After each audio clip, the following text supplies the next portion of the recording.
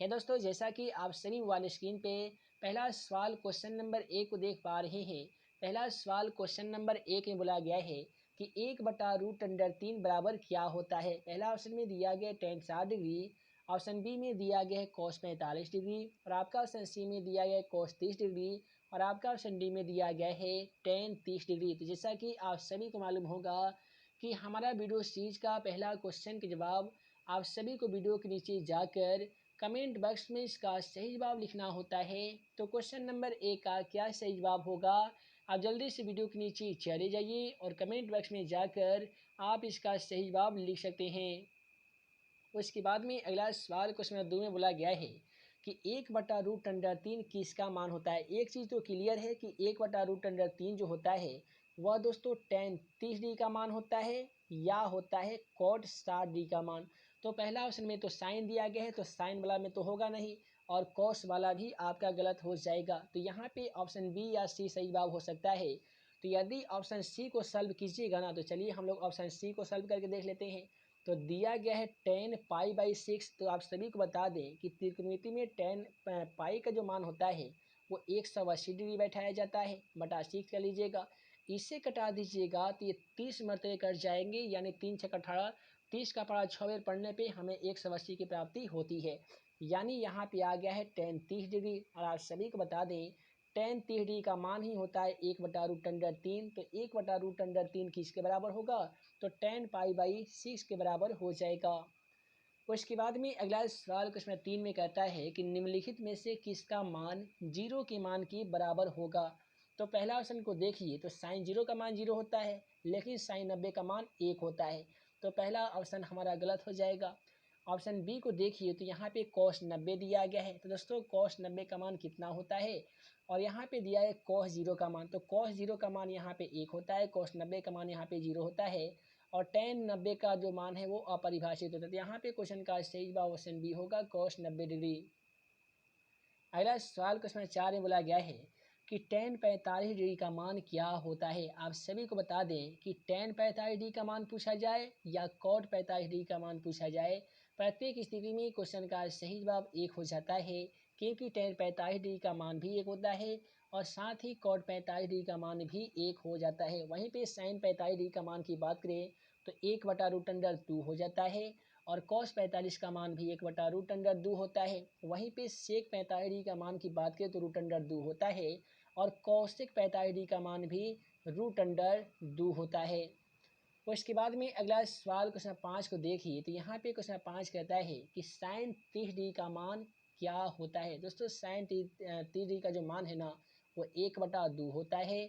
वहीं पे cos में 60 डिग्री का मान 1/2 होता है। तो 1/2 किसका मान होगा, तो आप बोलेंगे कि सर sin 30 डिग्री का होगा, और इसके साथ साथ cos 60 डिग्री का मान भी 1/2 होता है। उसके बाद में अगला सवाल क्वेश्चन 6 को देखिए, तो यहाँ पे क्वेश्चन 6 में बोला गया है कि tan 60 डिग्री का मान होता है। तो दोस्तों tan में 60 डिग्री का मान √3 होता है, वहीं पे cot में 30 डिग्री का मान √3 होता है। तो tan 60 डिग्री का मान पूछा जाए तो √3 होगा, और cot 30 डिग्री का मान पूछा जाए तो वैसे स्थिति में भी √3 क्वेश्चन का सही जवाब हो जाएगा। उसके बाद में अगला सवाल क्वेश्चन 7 को देखिए, तो यहाँ पे क्वेश्चन 7 में बोला गया है कि cot 60 डिग्री का मान क्या होता है। दोस्तों यहाँ पे cot 60 डिग्री का मान पूछा गया है, तो जो आपका tan में 30 डिग्री का जो मान होता है वही मान आपका cot में 60 डिग्री का मान हो जाता है। तो आप बोल सकते हैं कि सर tan में जब 30 डिग्री का मान 1/√3 होता है, तो जाहिर सी बात है cot में 60 डिग्री का मान भी कितना होगा, तो सर 1/√3 होगा। तो यहाँ पे क्वेश्चन 7 का सही जवाब ऑप्शन बी होगा, 1/√3।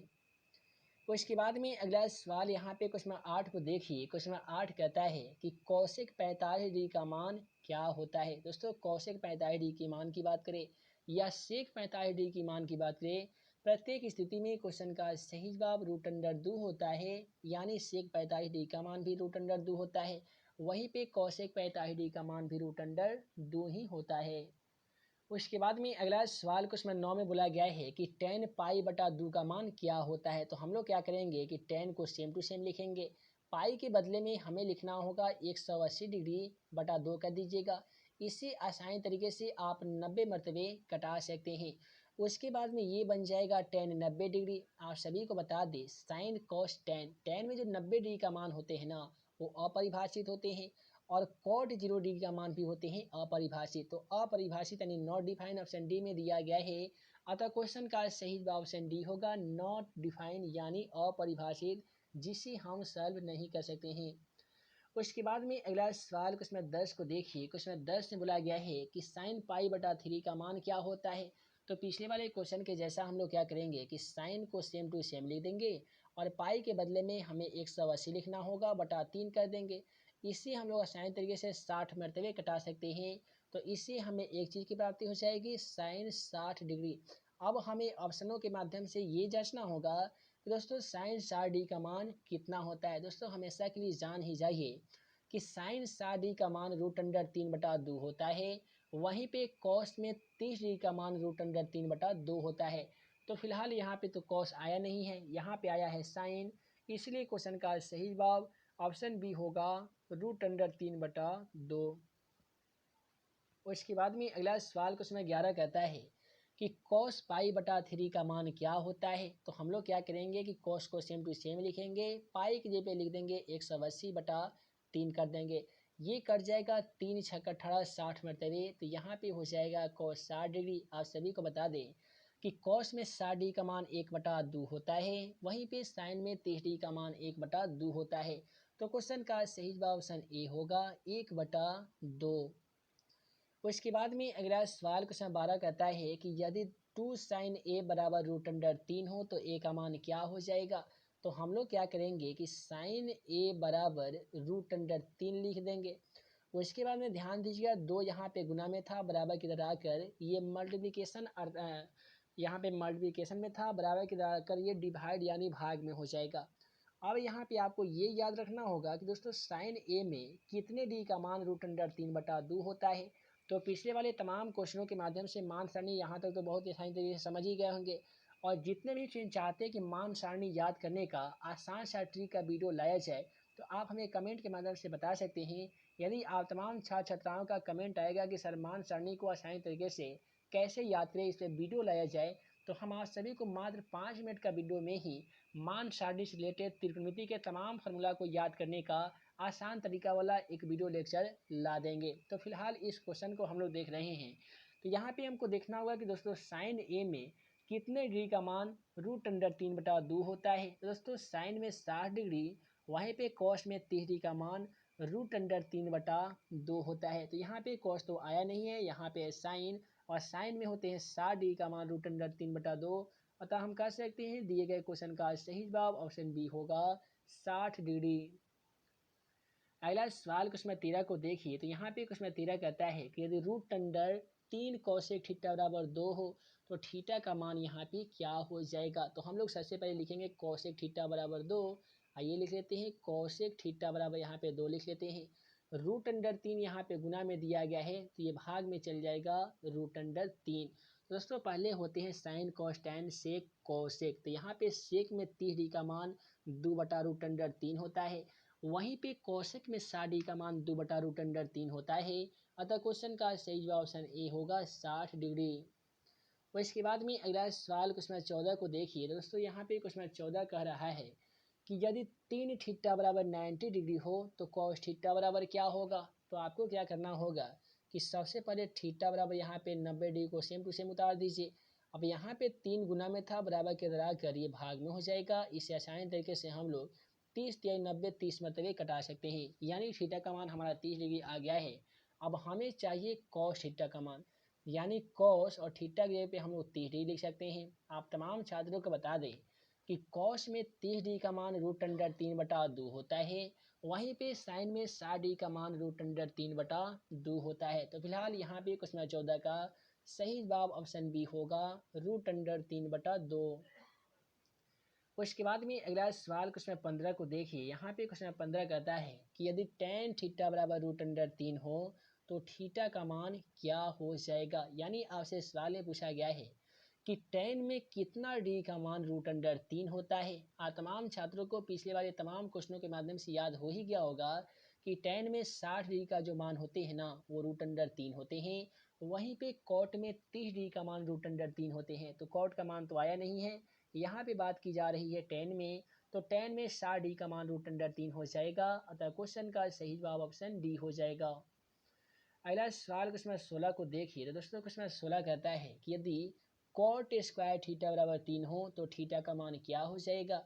तो यहाँ पे यदि कॉट स्क्वायर थीटा के बदले में केवल कॉट थीटा बराबर 3 लिखेंगे ना, तो यहाँ पे स्क्वायर था, स्क्वायर हटने के बाद ये रूट आ जाएगा, यानी 3 पे रूट हो जाएगा। और आप तमाम छात्रों को मालूम होगा कि √3 का कोई भी वर्गमूल नहीं होता है। यदि ज़बरदस्ती हम लोग वर्गमूल ज्ञात करते हैं तो इसका मान 1.732 आता है। तो यहाँ पे √3 ये किसका मान हो जाएगा, कितने डी का मान कॉट में √3 होता है।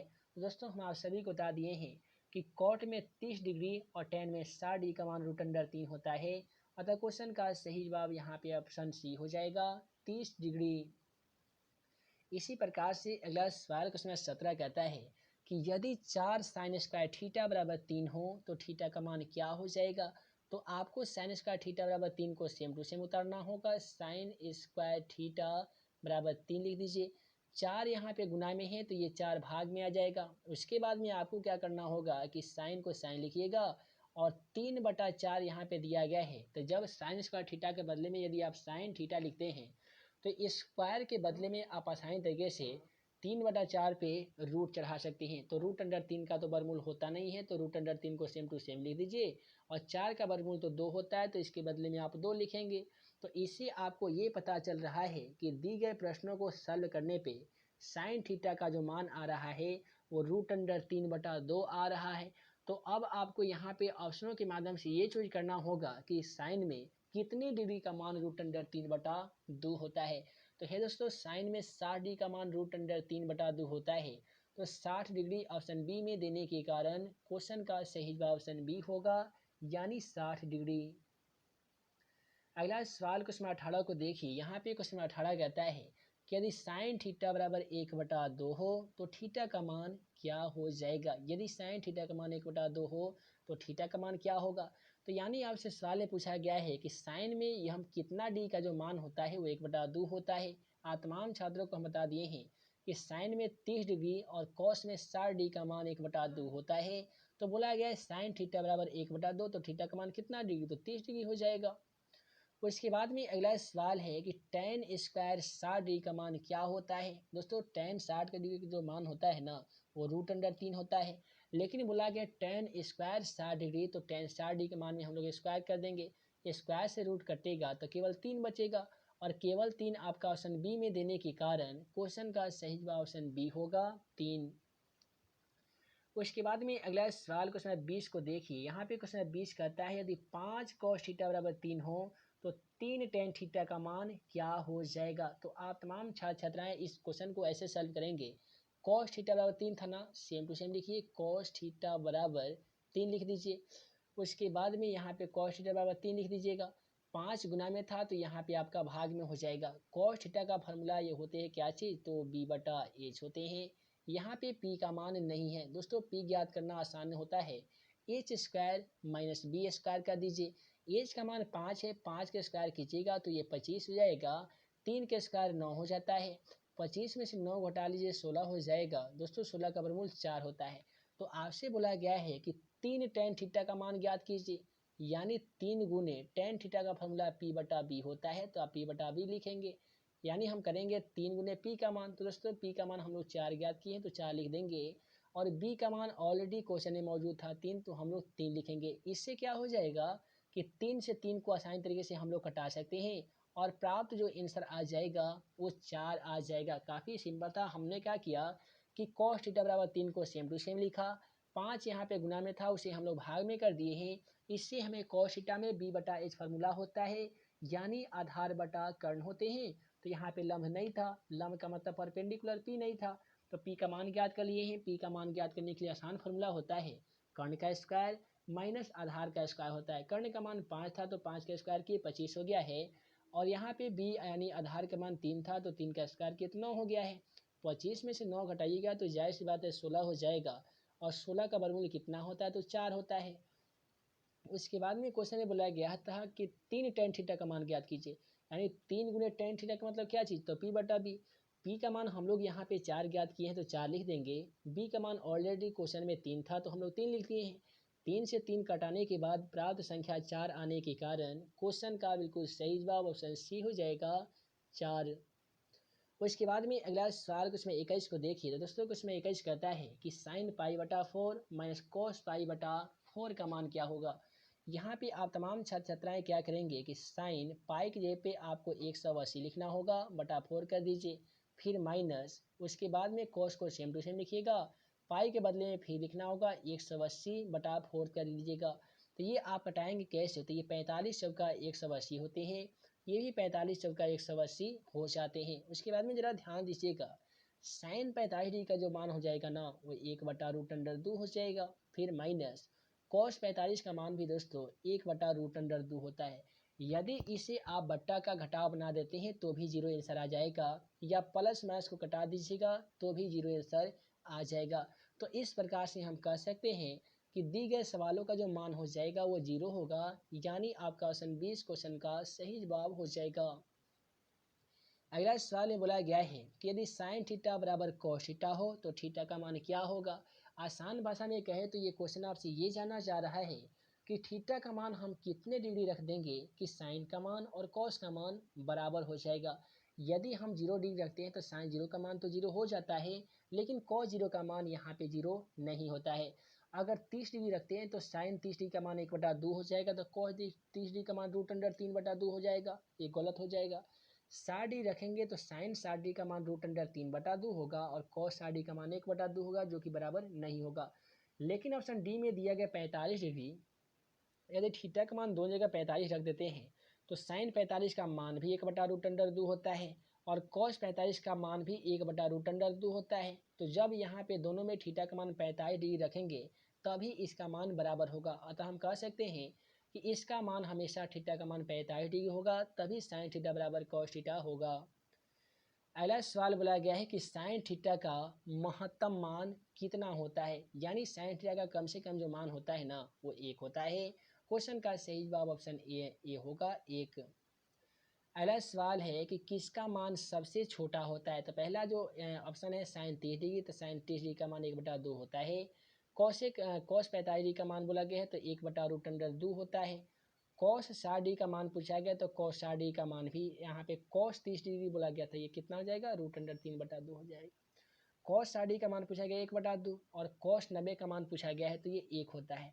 तो इसमें सबसे छोटा जो मान है ना वो कौन है, तो यहाँ पे सभी छोटा है, यहाँ पे किसका मान सबसे छोटा है।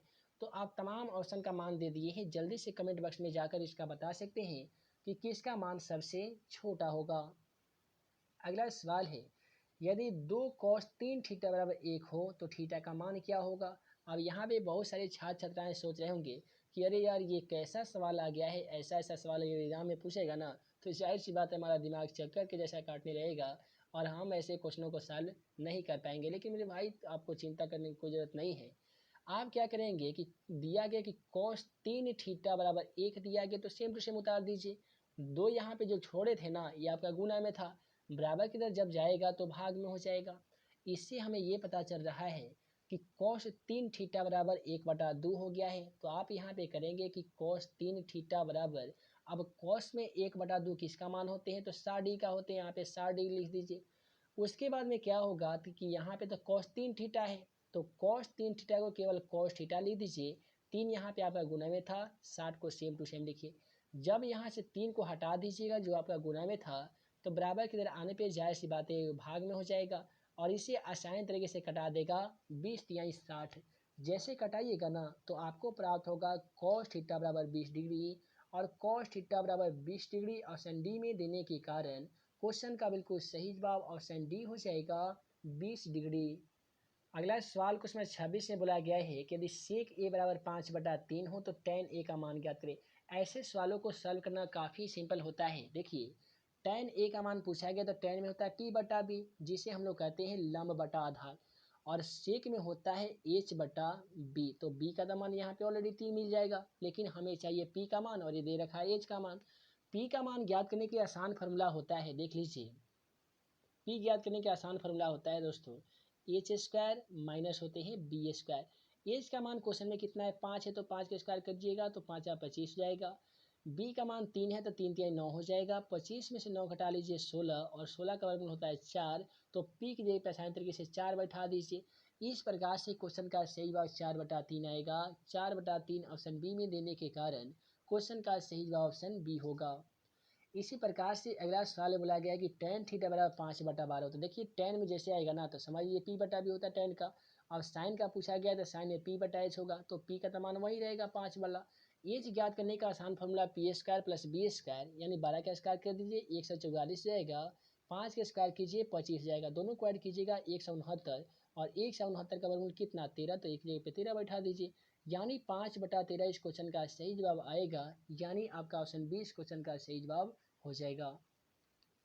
अगला सवाल बोला गया यदि साइन थीटा बराबर 3/5 हो तो कॉस थीटा का मान ज्ञात करें। यहाँ पे देखिए साइन में आपका फॉर्मूला जो कहता है p/h होता है, b का मान नहीं रहता है, और कॉस का ज्ञात करना तो कॉस का b/h होता है। b ज्ञात करने का आसान formula H square minus P square होते हैं। तो 5 के स्क्वायर कीजिएगा तो 5 25 जाएगा। 3 के स्क्वायर 3 3 9 हो जाएगा। 25 में से 9 घटा लीजिए 16, 16 का वर्गमूल 4 हो जाएगा, तो b की जगह पे 4 लिख दीजिएगा। इसका मान ऑलरेडी क्वेश्चन में 5 था, तो क्वेश्चन का सही जवाब 4/5 आएगा। 4/5 ऑप्शन ए में देने के कारण क्वेश्चन का सही जवाब ऑप्शन ए होगा। उसी प्रकार से बोला गया साइन ए बराबर 3/4 हो तो कॉस ए का मान ज्ञात कीजिए। कॉस ए का मतलब b/h ज्ञात करना है, और यहाँ पे p/h दे रखा है। b ज्ञात करने के लिए क्या कीजिएगा 4 के स्क्वायर माइनस 3 का स्क्वायर, तो 4 के स्क्वायर चलेगा 16, और 3 के स्क्वायर 3 3 9, 16 में से 9 घटाते हैं तो √7 बचता है, तो b की जगह पे √7 लिख दीजिएगा। एच का मान ऑलरेडी 4 दे रखा था, तो आप यहाँ पे 4 लिख दीजिएगा, यानी √7/4 इस क्वेश्चन का सही जवाब आएगा। और √7/4 ऑप्शन डी में देने के कारण क्वेश्चन का बिल्कुल सही जवाब ऑप्शन डी हो जाएगा। उसके बाद में अगला सवाल क्वेश्चन नंबर 2 को देखिए। क्वेश्चन नंबर 2 कहता है कि एक असंभव घटना की प्रायिकता कितनी होती है। दोस्तों याद रखिएगा, संभव घटना की प्रायिकता 1 होती है, वहीं पे असंभव घटना की बात करें तो दोस्तों असंभव घटना की प्रायिकता 0 होती है। असंभव घटना की जगह पे कई बार मैट्रिक एग्जाम में इस प्रकार से भी पूछ लिया जाता है क्वेश्चन कि असंभव घटना या अनिश्चित घटना की प्रायिकता कितनी होती है। तो वैसे स्थिति में भी क्वेश्चन का सही जवाब 0 हो जाएगा।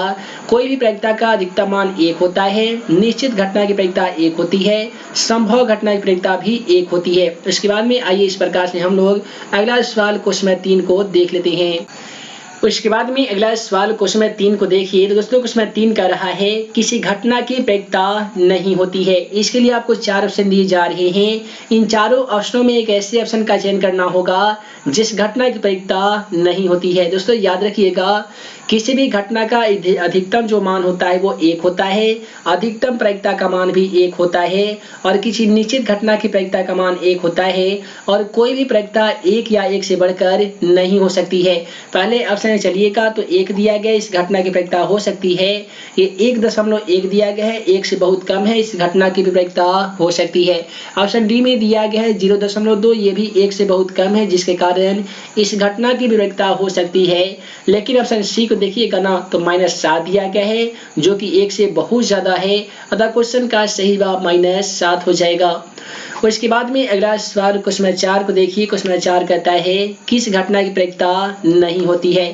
पहला ऑप्शन में दिया गया 0 एक ऐसी घटना है जिसकी प्रायिकता का मान होता है, लेकिन 1 का भी होता है, 0.2 का भी होता है, लेकिन -1 किसी भी घटना की प्रायिकता का मान नहीं हो सकता है। आसान सा ट्रिक जान लीजिए, वैसी संख्या जो माइनस में दी गई हो, ऐसे तमाम संख्याओं का जो घटना की प्रायिकता होती है ना, वो नहीं होती है। इसी प्रकार से अगला सवाल क्वेश्चन नंबर 5 से बोला गया है निम्नलिखित में से किस घटना की प्रायिकता नहीं होती है। तो यहाँ पे पहला ऑप्शन चलेंगे तो -5 मिल गया है, यह 1 से बहुत ज्यादा है, अतः हम कह सकते हैं कि -5 जो है ना, ये घटना की प्रायिकता नहीं हो सकती है। उसके बाद में अगला सवाल क्वेश्चन 6 को देखिए, निम्नलिखित में से किसी घटना की प्रायिकता नहीं हो सकती है। तो पहला ऑप्शन में 2/3 दिया गया है। यदि 2 में हम 3 से भाग लगा देंगे तो 1 से बहुत छोटी संख्या आएगा। 15% को दशमलव में तोड़ेंगे तो 1 से कम हो जाएगा। 0.7 को भी दशमलव में तोड़ेंगे तो 1 से बहुत ज़्यादा कम हो जाएगा। लेकिन ऑप्शन बी को देखिए, -15 होने के कारण इस घटना की प्रायिकता कभी भी नहीं हो सकती है, यानी क्वेश्चन का सही जवाब ऑप्शन बी होगा। उसके बाद में अगला सवाल क्वेश्चन 7 को देखिए। क्वेश्चन 7 कहता है कि निम्नलिखित में से कौन सी घटना की प्रायिकता नहीं होती है। यहाँ पे हम लोग पहला ऑप्शन चलेंगे ना तो 3.5 दिया गया है जो 1 से बहुत ज़्यादा बड़ा है। अतः हम कह सकते हैं कि 3.5 जो संख्या दी गई है इस घटना की प्रायिकता कभी भी नहीं हो सकती है, यानी क्वेश्चन का सही जवाब ऑप्शन ए हो जाएगा 3.5। उसके बाद में अगला सवाल क्वेश्चन 8 को देखिए। दोस्तों क्वेश्चन 8 कहता है कि निम्नलिखित में से कौन सी घटना की प्रायिकता नहीं हो सकती है। पहला ऑप्शन चलिएगा ना तो 1.1 दिया गया है जो 1 से बहुत ज़्यादा बड़ा है, इसी घटना की प्रायिकता नहीं हो सकती है। उसके बाद में ऑप्शन बी, सी और डी एक ऐसी घटना है जिसका प्रायिकता हो सकती है, लेकिन ऑप्शन ए में दिया गया 1.1 जो 1 से बड़ा है, अतः इस घटना की प्रायिकता नहीं हो सकती है। अगला सवाल क्वेश्चन 9 में बोला गया है कि किसी घटना की प्रायिकता का अधिकतम मान कितना होता है। दोस्तों याद रखिएगा, किसी भी घटना का प्रायिकता का अधिकतम मान जो होता है वो 1 होता है, जो कि ऑप्शन बी में है। अतः क्वेश्चन का सही जवाब ऑप्शन बी हो जाएगा। उसके बाद में अगला सवाल क्वेश्चन 10 को देखिए। क्वेश्चन 10 कहता है कि किसी यदि ई कोई घटना हो तब पी ई की प्रायिकता और पी ई नहीं होने की प्रायिकता का मान क्या होगा। यहाँ पे पीई का मतलब प्रोबेबिलिटी दिया गया है, प्रायिकता, और प्रायिकता नहीं होने का जो मान होता है वो 1 होता है, और इसका फॉर्मूला जो होता है वो 1 - p × e होता है। जब भी एक घटना दिया गया हो, दूसरा घटना निकालने के लिए आपसे पूछा जाता हो, तो ऐसे तमाम क्वेश्चनों में जो फॉर्मूला का इस्तेमाल हम लोग करते हैं वह होता है 1 - p × e। उसके बाद में आइए इस प्रकार से हम लोग अगला सवाल क्वेश्चन 11 को देख लेते हैं। उसके बाद में अगला सवाल क्वेश्चन 11 में बोला गया है कि किसी घटना ई के लिए P × E बराबर 0.05 है, तो P × E यानी किसी घटना की प्रायिकता 0.5 दी गई है, तो इसी घटना की नहीं होने की प्रायिकता क्या हो जाएगा। अभी हम आप सभी को फॉर्मूला बता दिए हैं कि 1 - p × E होता है, यानी हम लोग क्या करेंगे 1 - p × E का मान कितना दिया गया है तो 0.05 दिया गया है। अब हमें क्या करना है कि 1 में से 0.5 को घटा देना है, तो जैसे घटाइएगा ना तो 0.95 आ जाएगा, जो कि ऑप्शन सी में है। अतः क्वेश्चन का सही जवाब ऑप्शन सी हो जाएगा। उसके बाद में अगला सवाल क्वेश्चन 12 को देखिए। क्वेश्चन 12 कहता है कि किन्हीं घटना की प्रायिकता का योग होता है, यानी कोई भी घटना का प्रायिकता का जो योग होता है वो कितना होता है। तो हम आप सभी को पिछले वाले क्वेश्चन के माध्यम से ही बता दिए हैं कि किसी भी घटना का प्रायिकता का अधिकतम मान जो 1 होता है, और क्वेश्चन का जो यहाँ पे सही जवाब हो जाएगा ऑप्शन डी हो जाएगा। किसी भी प्रायिकता का अधिकतम मान भी 1 होता है और प्रायिकता का योग भी 1 होता है।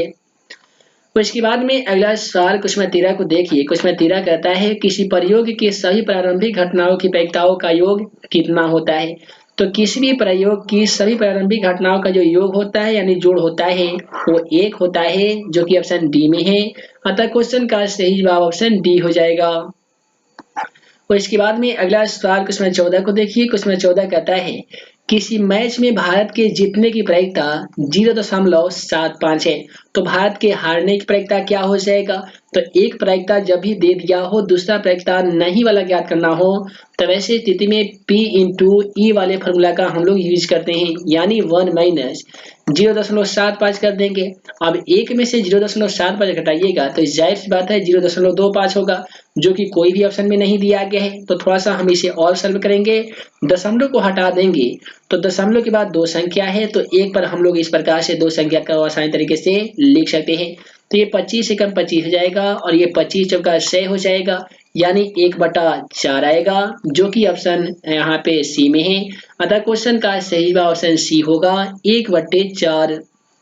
उसके बाद में अगला सवाल क्वेश्चन 15 को देखिए। तो दोस्तों क्वेश्चन 15 कहता है कि एक सिक्के को एक बार उछालने पर जीत पाने की प्रायिकता कितनी होती है। जैसा कि आप सभी को मालूम होगा कि एक सिक्के को यदि हम लोग एक बार उछालेंगे ना तो क्या हेड आएगा, नहीं तो टेल आएगा। अतः हम कह सकते हैं कि जो एक सिक्के को 2 बार उछालने पे जो कुल परिणामों की संख्या आएगी वो 2 आएगी। अब यहाँ पे हमसे बोला गया है कि जीत पाने की प्रतियोगिता, तो जीत एक बार आएगा। अतः हम कह सकते हैं क्वेश्चन का सही जवाब 1/2 होगा, जो कि ऑप्शन सी में है। अतः क्वेश्चन का सही जवाब ऑप्शन सी हो जाएगा। उसके बाद में अगला सवाल क्वेश्चन नंबर 16 को देखिए। तो दोस्तों क्वेश्चन नंबर 16 कहता है एक सिक्का को उछालने पर पट आने की प्रतियोगिता क्या होगी। जीत आने की प्रतियोगिता जब 1/2 आया है तो जाहिर सी बात है पट आने की प्रतियोगिता भी 1/2 होगा, क्योंकि सिक्के को उछालेंगे तो हेड आएगा नहीं तो टेल आएगा। अनुकूल परिणामों की संख्या 1 है, यहाँ पे कुल कितने परिणाम आ सकते हैं, तो आप बोलेंगे सर 2 आ सकते हैं। तो फॉर्मूला प्रतियोगिता कहता है अनुकूल परिणामों की संख्या बटा कुल परिणामों की संख्या। तो अनुकूल परिणामों की संख्या यहाँ पे 1 हो गया है, कुल परिणामों की संख्या 2 हो गया है, जो कि ऑप्शन ए में है। अतः क्वेश्चन का सही जवाब ऑप्शन ए होगा 1/2। उसके बाद में अगला सवाल क्वेश्चन 17 को देखिए। क्वेश्चन 17 कहता है कि 2 सिक्के उछालने में 2 पट आने की प्रतियोगिता क्या हो जाएगी। जब भी 2 सिक्के को हम लोग एक साथ उछालेंगे तो यहाँ पे 2 पट आने की प्रतियोगिता क्या हो जाएगी। तो यहाँ पे क्वेश्चन 17 को कैसे सॉल्व करेंगे, देखिए पहला ये सिक्का है, इधर हमारा दूसरा सिक्का हो जाएगा। अब इसे हमें उछालना है और उछालने के बाद हमें बताना है कि यहाँ पे पट आने की प्रतियोगिता क्या हो जाएगी। तो देखिए यहाँ पे हम सिक्का को उछाल रहे हैं, तो या तो ये हमारा ये हेड आएगा, तो ये भी कहीं हो सके हेड आएगा, दोनों टेल आ सकता है। इधर हेड आएगा तो इधर टेल आ सकता है, इधर टेल आएगा तो इधर हेड आ सकता है। अब हमसे पूछा गया 2 पट आने की प्रतियोगिता, तो 2 पट आने की प्रतियोगिता का जो मान होगा ना वो अनुकूल परिणामों की संख्या 1 हो जाएगा। उसके बाद में यदि हम कुल परिणामों की संख्या की बात करें तो देखिए 2, 4, 6 और 8 है। तो यहाँ पे हम लोग क्या करेंगे कि 8 लिख सकते हैं। तो इस प्रकार से जो क्वेश्चन का सही जवाब आना चाहिए वो क्या आना चाहिए, तो ऑप्शन सी आना चाहिए, यानी 1/8, जो कि ऑप्शन सी में है। अतः क्वेश्चन का सही जवाब ऑप्शन सी हो जाएगा। उसके बाद में अगला सवाल क्वेश्चन 18 को देखिए। दोस्तों क्वेश्चन 18 कहता है कि एक सिक्के को उछालने पर पट नहीं आने की प्रतियोगिता क्या हो जाएगी। दोस्तों एक सिक्के को यदि उछालेंगे तो पट नहीं आने की जो प्रतियोगिता है वो क्या हो जाएगी। तो आइए इसको हम लोग सॉल्व करते हैं। तो देखिए एक सिक्के को नहीं उछालने पर अनुकूल परिणामों की संख्या बटा कुल परिणामों की संख्या हो जाएगा, ठीक है। अब इसे यदि हमें प्रतिशत में बदलना हो तो प्रतिशत में बदलने के लिए देखिए 1/2 तो कहीं पे आंसर नहीं दिया गया है, तो हम क्या करेंगे इसे प्रतिशत में चेंज कर देंगे। प्रतिशत में चेंज करने के लिए इसमें 100 से हमें गुना करना होगा। देख लीजिए 50 दूनी 100 होता है, यानी 50% आंसर आने वाला है, जो कि ऑप्शन सी में है। अतः क्वेश्चन का सही जवाब ऑप्शन सी हो जाएगा। उसके बाद में इसी प्रकार से अगला सवाल क्वेश्चन 19 को देखिए कि एक सिक्के को उछालने पर जीत नहीं आने की प्रतियोगिता क्या हो जाएगी। तो जब जीत आने की प्रतियोगिता जब 1/2 है तो जाहिर सी बात है कि जीत नहीं आने की प्रतियोगिता भी 1/2 हो जाएगा, क्योंकि एक सिक्के को उछालेंगे तो क्या हेड आएगा नहीं तो टेल आएगा। इसी को हम लोग जीत और पट कहते हैं। तो यहाँ पे कुल परिणामों की संख्या जो है वो 2 है, जीत आने की प्रतियोगिता भी 1 होगा, जीत नहीं आने की प्रतियोगिता भी 1 होगा। अतः हम कह सकते हैं क्वेश्चन का सही जवाब 1/2 होगा, जो कि ऑप्शन सी में है। अतः क्वेश्चन का सही जवाब ऑप्शन सी हो जाएगा। उसके बाद में इसी प्रकार से अगला सवाल क्वेश्चन 20 को देखिए। तो दोस्तों क्वेश्चन 20 कहता है कि 3 सही सिक्के उछाले जाते हैं तो कम से कम 2 हेड आने की प्रतियोगिता क्या हो जाएगी। यहाँ पे हम लोग 3 सिक्के को एक साथ उछालने वाले हैं। तो देख लीजिए तीनों सिक्कों को एक साथ उछालेंगे तो जाहिर सी बात है तीनों में हेड आ सकता है, इस प्रकार से तीनों में टेल आ सकता है, इस प्रकार से 2 यहाँ पे हेड आ सकता है तो एक टेल आ सकता है, 2 टेल आ सकता है तो एक हेड भी आ सकता है। इस प्रकार से आप निकालते जाइएगा ना तो आपका जो कुल परिणामों की संख्या हो जाएगा, कैसे ज्ञात कीजिएगा। तो यहाँ पे जो कुल परिणाम अनुकूल परिणामों की संख्या है ये कितना है, इस प्रकार से कितना है, तो यहाँ पे भी हेड है यहाँ पे भी हेड है, तो अनुकूल परिणामों की संख्या आपका 4 हो गया है।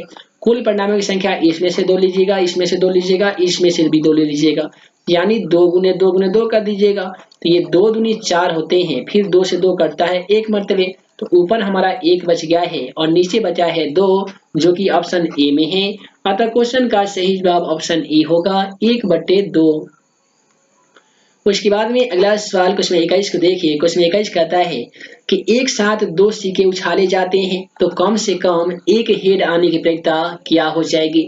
अब एक साथ हम लोग 2 सिक्के को उछाल रहे हैं, देख लीजिए दोनों में हेड आ सकता है, इस प्रकार से दोनों में टेल आ सकता है, किसी में टेल तो किसी में हेड भी आ सकता है। ठीक है, इस प्रकार से हम लोग क्या करेंगे, किसी में टेल तो किसी में हेड तो किसी में टेल आ सकता है। यानी इस तरीके से आपको निकालने के बाद क्या करना है, अनुकूल परिणामों की संख्या यहाँ पे कितना हो जाएगा, तो 3 होगा। ठीक है, यहाँ पे हमको आना है कम से कम एक हेड आने की प्रवृत्ति, तो अनुकूल परिणामों की संख्या आपका 3 हो जाएगा। तो यहाँ पे आप 3 लिखेंगे। और कुल कितनी घटना आ सकती है, तो 2 गुने 2, चूंकि 2 सिक्का उछाला गया तो 2 गुने 2 लिखना पड़ेगा। अब यहाँ पे देखिए ऊपर 3 को 3 लिखिएगा, नीचे 2 दूनी 4 हो जाएगा, यानी 3/4 आएगा, जो कि ऑप्शन डी में है। अतः क्वेश्चन का सही जवाब ऑप्शन डी हो जाएगा। यहाँ पे आपका ऑप्शन कौन सा सही है, तो डी सही है। उसके बाद में हम लोग बढ़ने जा रहे हैं जो क्वेश्चन में, यह सभी क्वेश्चन तमाम क्वेश्चन पासा से रिलेटेड होगा। पूछा गया है एक पासा फेंकने पर 3 पाने की प्रवृत्ति कितनी हो जाएगी। आप तमाम छात्रों को बता दें कि पासा की वही हम लोग लूडो छक्का गोटी कहते हैं, जिसपे 1 से लेकर 6 तक अंक अंकित रहते हैं इस प्रकार से। अब बोला गया है एक पासा को फेंक रहे हैं तो 3 पाने की प्रवृत्ति कितनी हो जाएगी, तो एक पासा के कुल परिणामों की संख्या 6 हो जाएगा, 3 आने के अनुकूल परिणामों की संख्या 1 होगा, यानी 1/6 इस क्वेश्चन का सही जवाब आने वाला है, जो कि ऑप्शन बी में है। अतः क्वेश्चन का सही जवाब ऑप्शन बी होगा। उसके बाद में अगला सवाल क्वेश्चन 23 को देखिए दोस्तों। क्वेश्चन 23 यहाँ पे कह रहा है कि एक पासा फेंकने पर एक आभास संख्या आने की प्रवृत्ति क्या हो जाएगी। यहाँ पे एक आभास संख्या आने की प्रवृत्ति क्या हो जाएगी, तो एक पासा पर क्या 1 आएगा, 2 आएगा, 3 आएगा, 4 आएगा, 5 आएगा या 6 आएगा। इससे हमें ये पता चलता है कि कुल परिणामों की संख्या तो 6 है। अब इसमें हमें आभास संख्या आने की प्रवृत्ति बताना होगा। तो देखिए 1 भी आभास संख्या है, 2 भी आभास संख्या है और 3 भी आभास संख्या है। ठीक है, ये तमाम संख्याएं आभास संख्या है। तो यहाँ पे हम लोग क्या करेंगे कि आभास संख्या के अनुकूल परिणामों की संख्या 3 है, तो 3 एकम 3 और 3 दूनी 6 कट जाएगा, यानी 1/2 आएगा, जो कि ऑप्शन ए में है। अतः क्वेश्चन का सही जवाब ऑप्शन ए हो जाएगा। इसके बाद में अगला सवाल क्वेश्चन 24 को देखिए। क्वेश्चन 24 कहता है एक पासे जिस पर ABCDEF अंकित है एक बार फेंका जाता है तो ए प्राप्त करने की प्रवृत्ति क्या हो जाएगी। तो हम लोग सबसे पहले क्या करते हैं, अनुकूल परिणाम जो रहते हैं उसे हम लोग लिखते हैं, कुल परिणामों की संख्या तो ऑलरेडी दे रखता है। तो देखिए कुल परिणामों की संख्या 1 2 3 4 5 6 है, तो यहाँ पे हम लोग 6 लिखेंगे। ए आने की अनुकूल परिणामों की संख्या मात्र 1 है, तो हम लोग 1 लिखेंगे। तो 1/6 हमारा क्वेश्चन का आंसर आएगा, जो कि ऑप्शन ए में है। अतः क्वेश्चन का सही जवाब ऑप्शन ए हो जाएगा। इसके बाद में अगला सवाल क्वेश्चन 25 को देखिए। तो दोस्तों क्वेश्चन 25 कहता है एक पासे फेंकने पर 5 पाने की प्रवृत्ति कितनी हो जाएगी। तो हम लोग एक पासा को फेंकेंगे तो जाहिर सी बात है 1 2 3 4 5 और 6 संख्या आएगा, तो कुल परिणामों की संख्या 6 है। यहाँ पे 5 केवल एक बार आ सकता है, जो कि अनुकूल परिणाम हो जाएगा, यानी क्वेश्चन का सही जवाब 1/6 होगा, जो कि ऑप्शन बी में है। अतः क्वेश्चन का सही जवाब ऑप्शन बी हो जाएगा। उसके बाद में अगला सवाल क्वेश्चन 26 को देखिए। तो क्वेश्चन 26 कहता है एक पासे को फेंकने पर 2 से बड़ी संख्या प्राप्त होने की प्रवृत्ति क्या हो जाएगी। एक पासे को फेंकेंगे तो 1 2 3 4 5 और 6 संख्या आ सकती है। अब 2 से बड़ी आने की प्रवृत्ति अगर हम लोग बात करें तो 2 से बड़ी कितनी संख्या आ सकती है, तो देखिए 3 आ सकती है, 4 आ सकती है, 5 और 6 आ सकती है। तो 2 से बड़ी आने की अनुकूल परिणामों की संख्या यहाँ पे 4 हो जाएगी और कुल परिणामों की संख्या 6 हो जाएगी।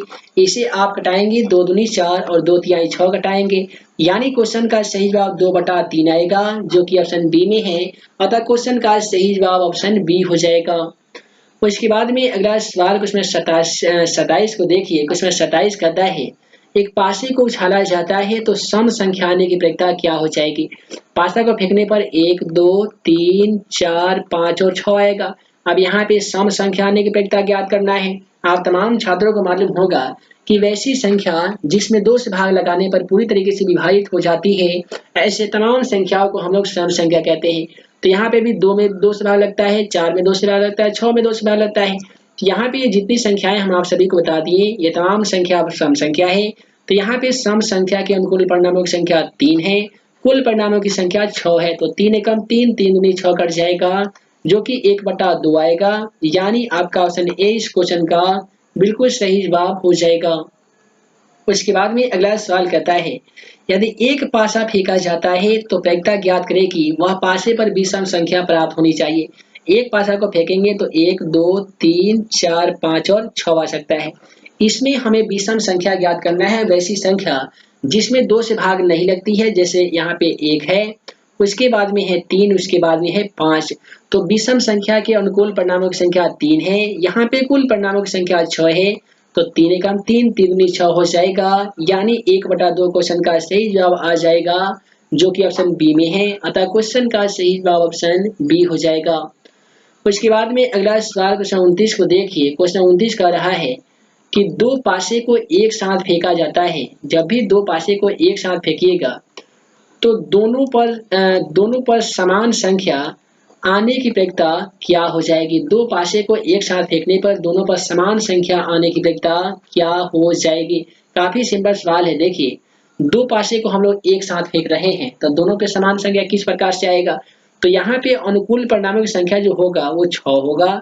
उसके बाद में 2 पासे को फेंकेंगे तो 6 गुने 6 कुल परिणामों की संख्या होगा। अब 6 से 6 एक मरतबे कटाइएगा तो ऊपर आपका 1 आएगा, नीचे आपका 6 आएगा, जो कि ऑप्शन बी में है। अतः क्वेश्चन का सही जवाब ऑप्शन बी आ जाएगा। जिन छात्रों को इसका सॉल्यूशन समझ में नहीं आ रहा होगा, फिर से समझिएगा।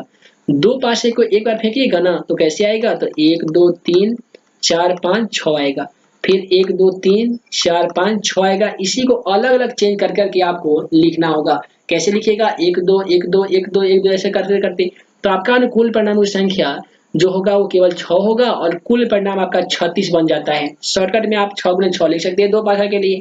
1 6 से 1 6 हम लोग कटा दिए एक मरतबे, नीचे बचा है 6, आता क्वेश्चन का सही जवाब 1/6 होगा। अगला सवाल क्वेश्चन 30 को देखिए। क्वेश्चन 30 कह रहा है कि एक साथ 2 पासे को उछालने पर प्राप्त संख्याओं का योग 7 होने की प्रायिकता क्या होगी। एक साथ ही हम लोग पासा को उछाल रहे हैं। मान लेते हैं पहला यहाँ पे पहला पासा है, यहाँ पे दूसरा पासा है। यहाँ पे 1 आएगा, 7 होने के लिए 6 आना चाहिए। यहाँ पे 2 आएगा तो यहाँ पे 5 आना चाहिए, तब 7 होगा। यहाँ पे 3 आएगा तो ये कितना चाहिए, 4। यहाँ पे यदि अगर ये 4 आता है तो ये होना चाहिए 3। उसके बाद में अगर यदि 5 आएगा तो ये हो जाना चाहिए 2। ये 6 आएगा तो 1। तब ना ये दोनों का योग यानी जोड़ होगा तो 7 होगा। तो यहाँ पे हमें ज्ञात करना है 7 आने की प्रायिकता कितनी हो जाएगी। तो यहाँ पे देखिए, ये तमाम संख्या 7 आने की प्रायिकता, यहाँ पे सभी संख्याओं को 7 आने की प्रायिकता सभी 7 ही है। तो 7 आने के अनुकूल परिणामों की संख्या हमारा 1 होगा और कुल परिणाम कितना आ सकता है, तो 6 आ सकता है, जो कि ऑप्शन बी में है। अतः क्वेश्चन का सही जवाब 1/6 होगा, यानी ऑप्शन बी इस क्वेश्चन का सही जवाब हो जाएगा। अगला सवाल क्वेश्चन 31 को देखिए। यहाँ पे क्वेश्चन 31 बोल रहा है कि एक पासे को उछालने पर 2 या 3 से विभाज्य संख्या प्राप्त होने की प्रायिकता क्या हो जाएगी। एक पासे को उछालेंगे तो 1, 2, 3, 4, 5 और 6 आएगा। अब 2 या 3 से विभाज्य होने वाली संख्या कौन कौन है, तो देखिए 2 है और 3 है, फिर 2 है और 4 है, 2 है और 4 है और 6 है। देखिए 2 में भी 2 से भाग लगेगा तो 3 में 3 से भाग लगेगा, 2 में 2 से भाग लगेगा तो 6 में 3 से भाग लगेगा। तो ऐसे अनुकूल परिणामों की संख्या जो है हमारा वो 6 हो गया है। अब ये कुल कितनी संख्या है, तो दोस्तों आप बोलिएगा कि कुल जो संख्याओं की संख्या है वो 6 है। इसे कटा दीजिएगा, 2 दूनी 4, 3 दूनी 6, ऊपर 2 आ गया है, नीचे 3 आ गया है, जो कि ऑप्शन सी में है। अतः हम कह सकते हैं क्वेश्चन का सही जवाब ऑप्शन सी हो जाएगा 2/3। तो दोस्तों वीडियो लंबी ना हो, जिस कारण मैं इस वीडियो को यहीं पे इन करता हूँ। उम्मीद है आज का यह वीडियो आप सभी को पसंद आया हो तो वीडियो को लाइक करें, अपने दोस्तों के साथ शेयर करें। ऐसे ही नए नए वीडियो पाने के लिए आप हमारे YouTube channel math and magic tips को सब्सक्राइब करना बिल्कुल ना भूलिएगा। तो है दोस्तों, मैं मुकीम अंसारी जल्द मिलूंगा अगले वीडियो में नए क्वेश्चन के साथ। तब तक के लिए वीडियो के लिए बहुत बहुत धन्यवाद।